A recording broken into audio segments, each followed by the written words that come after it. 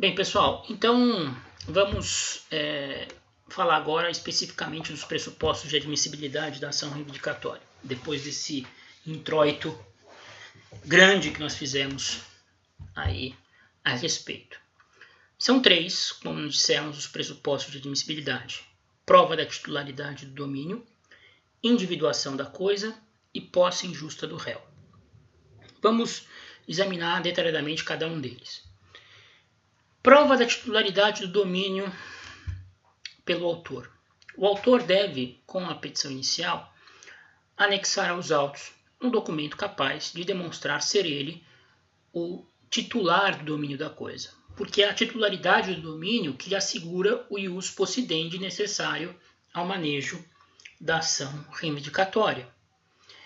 A propriedade imobiliária é fácil de ser demonstrada inicio litis, ou seja, já com o ajuizamento da ação. Basta o autor anexar aos autos uma certidão imobiliária da matrícula do imóvel que está sendo alvo da reivindicação. Então ele vai ao cartório de registro de imóveis, pede uma certidão da matrícula do imóvel, na qual conste que ele é o dono da coisa. Isto basta a superação desse primeiro requisito de admissibilidade. Se a reivindicatória envolver bem móvel, será necessário que o autor, com a petição inicial, consiga anexar aos autos alguns documentos que indiquem, que apontem ser ele o dono da coisa. Por exemplo, em se tratando de um veículo, pode ser o registro do veículo no Detran, em nome do autor. Em se tratando, sei lá, de um aparelho eletroeletrônico, o notebook, o iPad do Frederico, que nós usamos como exemplo em sala de aula, pode ser uma nota fiscal, mas é preciso que a inicial venha acompanhada de algum documento capaz de provar a titularidade do domínio do autor em relação ao bem. Se o juiz, se a inicial vier desacompanhada desse documento capaz de provar a titularidade do domínio, seja o bem alvo da reivindicação móvel ou imóvel, o juiz, no primeiro momento, mandará que o autor emende a peça, trazendo aos autos esse documento. Se esse documento não for trazido aos autos pelo autor, o juiz imediatamente irá extinguir a ação sem resolução do mérito, por falta de um dos pressupostos de admissibilidade que coincide com uma das condições da ação. Aqui, a ausência da prova da titularidade do domínio torna o autor, torna aquela pessoa que ajuizou a ação, parte ilegítima para figurar no polo ativo. Tá? Extinção sem resolução do mérito, artigo 485, inciso 6 do CPC. Tá certo? Bem, o segundo pressuposto de admissibilidade. A inicial deve descrever com detalhes o bem alvo da reivindicação. Em se tratando de um bem imóvel, a inicial deve reproduzir toda a descrição da área constante da matrícula imobiliária. Toda a matrícula de bem imóvel, todo o prontuário de bem imóvel existente nos cartórios de registro de imóveis apresentam obrigatoriamente, isso nós vamos estudar no semestre que vem, uma descrição pormenorizada, detalhada da área do bem. Todas as confrontações, os seus limites, as suas dimensões, se existe construção, que tipo de construção, qual é o tamanho da construção, enfim.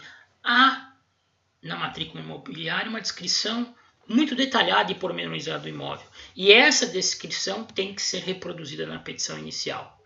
Tá certo?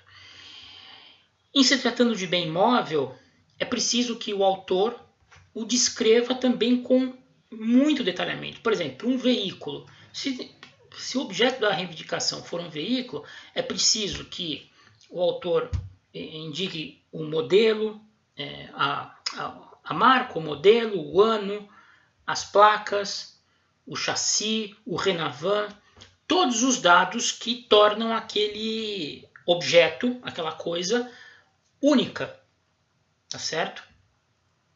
E por que se exige essa descrição pormenorizada, tanto do móvel quanto do imóvel? Para se evitar confusões, para evitar-se que o juiz espeça um provimento jurisdicional e que, pela ausência de descrição pormenorizada da coisa, terceiro, que nem nada tem a ver com a história, acabe sendo atingido e perdendo o bem, pelo menos momentaneamente, por força de um provimento jurisdicional baseado em informações imprecisas.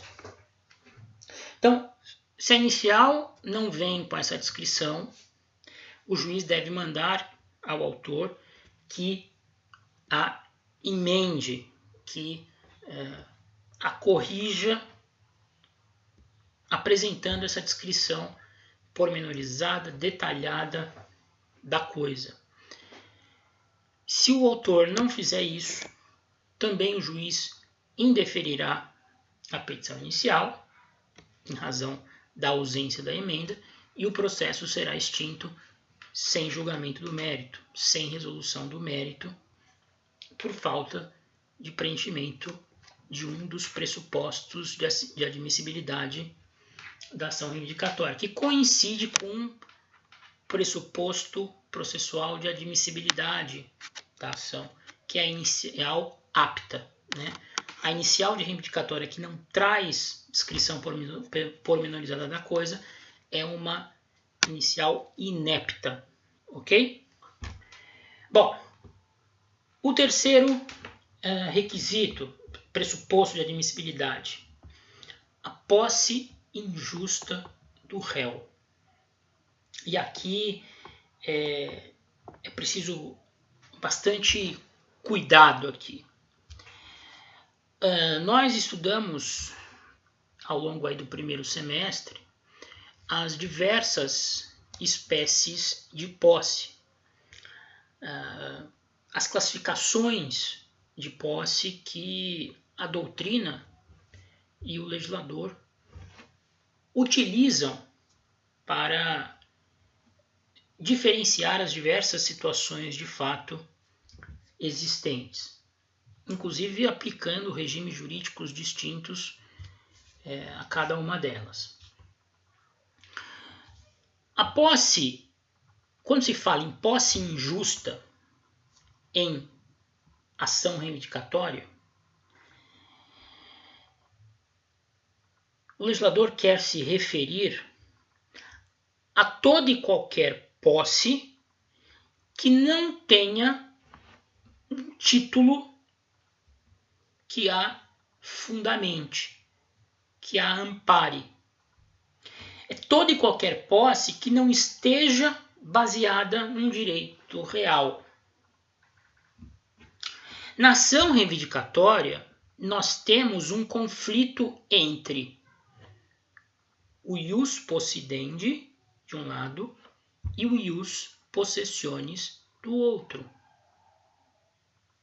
De um lado, nós teremos o proprietário da coisa, que por força do artigo 1228 tem o direito de tê-la consigo,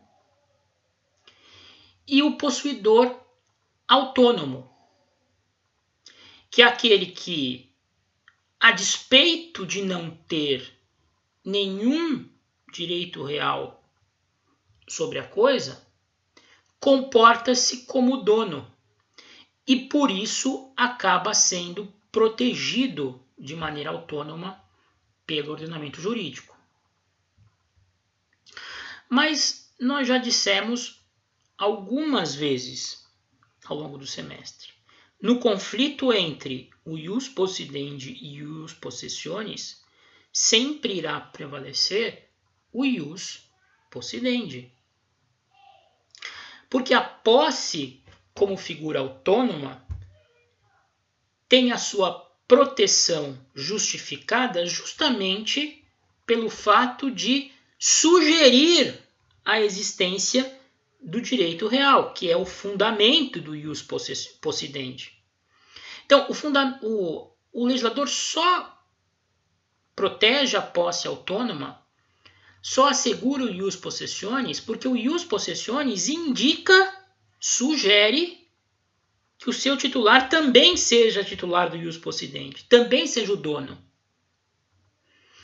Se eu tenho um conflito, se um diz que é proprietário e o outro só tem a mera posse da coisa, evidentemente que o proprietário vai sair vencedor desse conflito.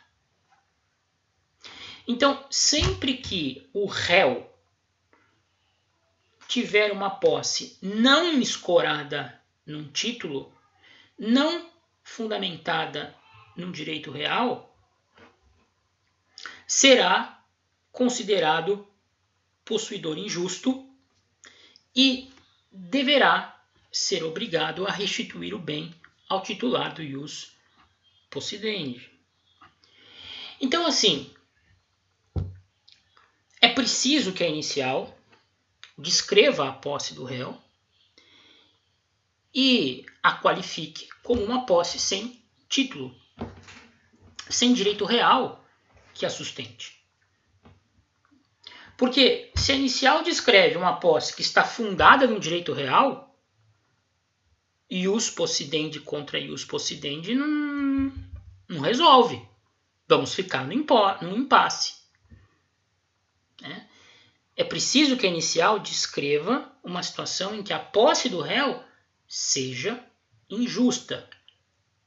E aí, injusta no sentido de não estar amparada por um direito real que a fundamente.